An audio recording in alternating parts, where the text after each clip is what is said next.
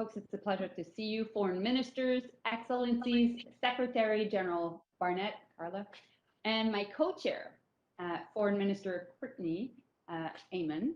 And I would like also to acknowledge the presence of great Canadian MPs with us today, Mark Holland, Patricia Latanzio, Shafkat Ali, Emmanuel Dubourg, Ariel Kayabaga, and Angelo Iacono. So what a pleasure to open the second meeting of the Canada CARICOM Foreign Ministers Group. This gathering gives us a unique platform to discuss critical foreign policy, economic and security issues, and it allows us to do so among friends.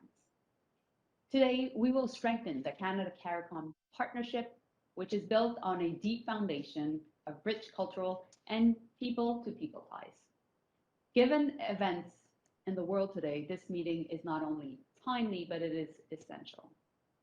Ces liens qui nous unissent restent forts malgré les changements géopolitiques importants. Important geopolitical considerations have changed.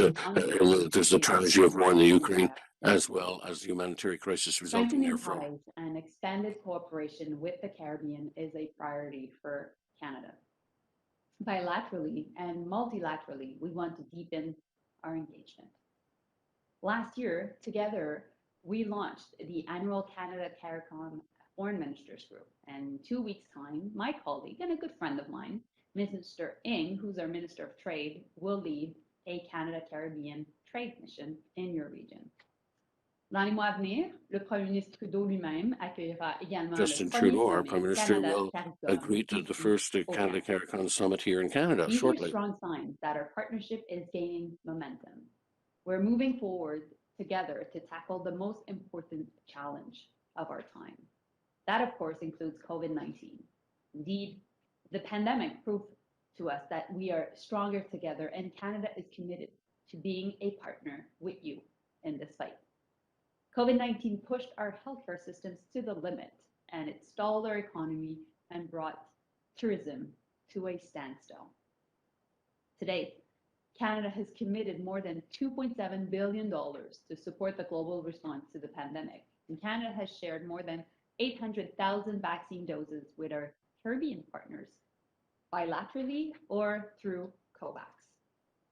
Together, we will continue to ramp up our focus on both vaccine delivery and strengthening health systems and ensuring that vaccines turn into vaccinations. As a former tourism minister myself, I recognize the critical importance of the tourism sector for your economies. And I'm happy to share that as of today, April 1st, Canada is lifting the pre-entry testing requirements for travelers to Canada, and that will definitely help travel. I know that especially after a long winter, Canadians are eager to get to the sun and to experience the beauty and rich cultures of the Caribbean. Canada and CARICOM must also join forces to take concrete actions to mitigate, adapt, and tackle the existential threat of the climate crisis. We'll continue to support the Caribbean in addressing the impact of climate change, including disaster risk reduction. We'll also improve access to climate financing, including private sector investments. And at this year's G7 summit, Canada committed to $5.3 billion in climate financing, which will include providing nature-based solutions to challenge.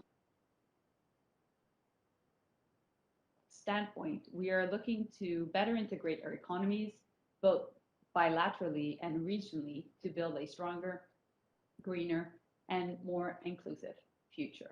Canadian companies are interested in several priority sectors in the CARICOM region, including green infrastructure, renewable energy, agriculture, and education. I'm also very keen to engage with you on this situation in Ukraine and to hear your views on this unfolding crisis. CARICOM has issued a powerful statement against the invasion.